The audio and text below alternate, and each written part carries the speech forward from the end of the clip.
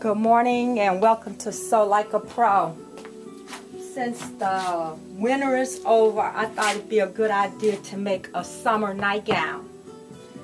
So to get started with that, you're going to use your own body measurements to customize a nightgown for yourself. So you want to measure from the side of your neck at your shoulder down to your desired length. Mine is at my knee, let's say 40 inches. So then I'm going to take that measurement times 2. So here's my fabric. So we measure that out, 40 inches times 2. That's going to give me my desired length. So we're going to take that and fold it in half. And we'll have the length of our fabric. Then we want to take the largest measurement on our body, either your bust or your hip measurement. And then we want to add a couple of inches to that. So 2 inches to that. So it's nice and loose and comfortable. So that after I get that, I would take my fabric and open it up. Remember that this is the front and the back together. So if I took my hip measurement times 2, then I would take that and divide it in half, open my fabric up and fold it like this. Whatever that measurement is, say my hips are 40 inches, then I added 2 inches to it, and then I divided it by 2. So 40 divided by 42 and half 40 is what? 21. 21 and 21 is 42. So I will measure this out 21 inches and add a ½ inch for seam allowance. And then I cut along the whole length of it. So I have one like that already ready to go.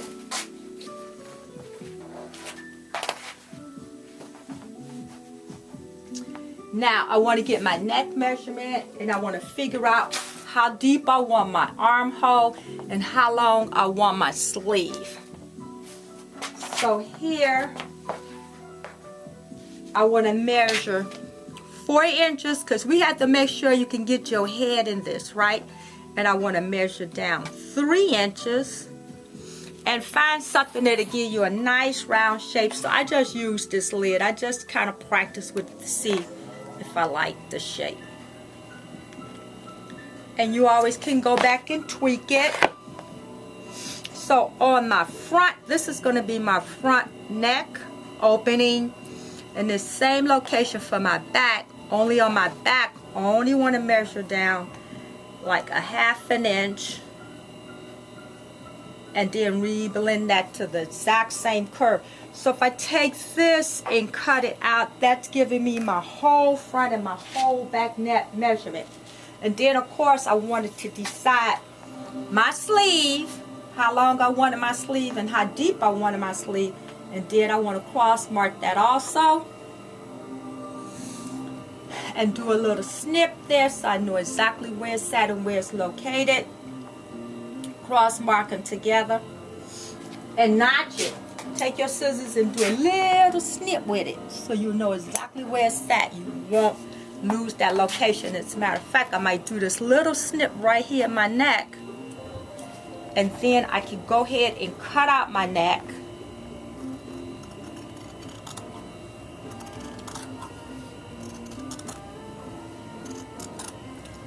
Let's cut that out, and then the back the same.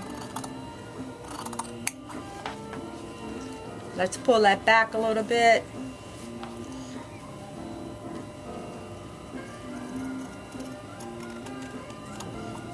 And then just do a test, try it on to make sure it fits your head. You can use seam binding to finish it off. You can use, you can just serge it. You see that's plenty big enough for your head to get through. So I would take my gown at this point and decide what I want to do to dress it up. Now you could do a curved shape at the bottom or the hem. You could do splits on the side seams. Make those notches also. The fun thing about this, if I took this and searched the whole thing, I can use an applique pattern, take it to the window, press on it, and then I can outline and trace this. I could go back and paint it. My gown, I could take it right now and I could tie-dye.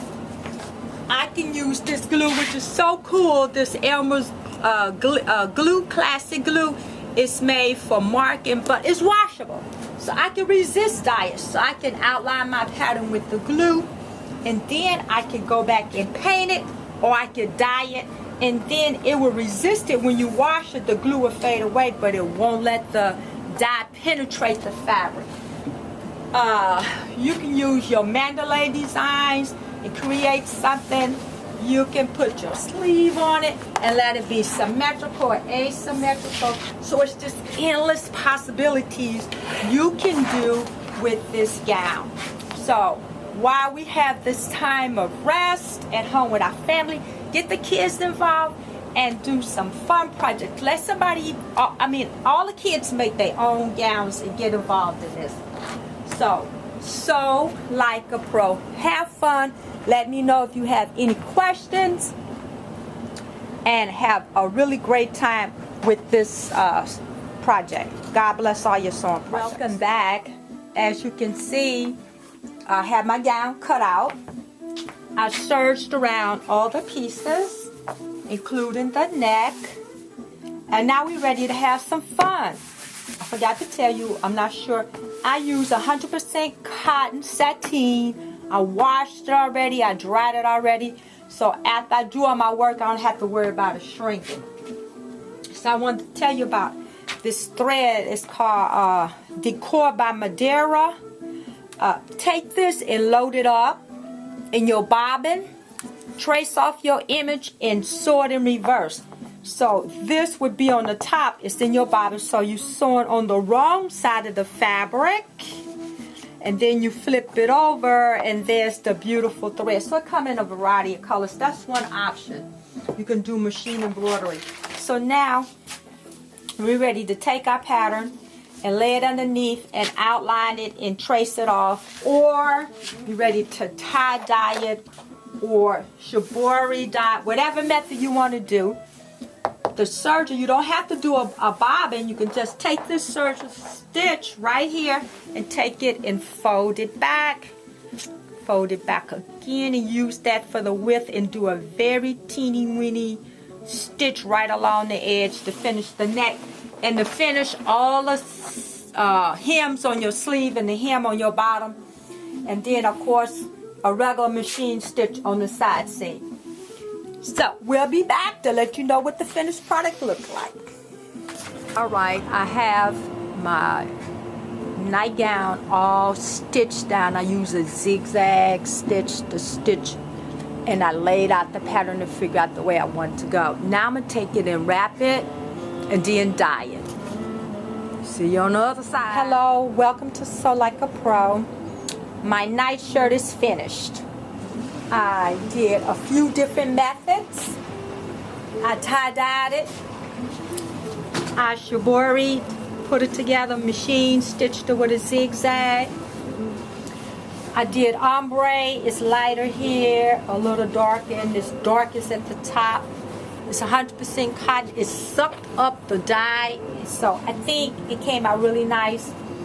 And remember, I took my pattern and put it underneath when it was white, and then I outlined, traced it with the glue, and the glue resisted the color, and then so it printed off my image. So this is a super fun project to do at home while you have some free time. You can do the exact same thing with a t-shirt, but this is a night shirt which you can custom make to fit yourself. So I pray that you get the opportunity to have some fun with either shibori or tie-dyeing or glue to resist the color, do an ombre, whatever. It's a great gift, and it's a really nice, comfortable summer night shirt. Sew like a pro. May God bless all your sewing projects.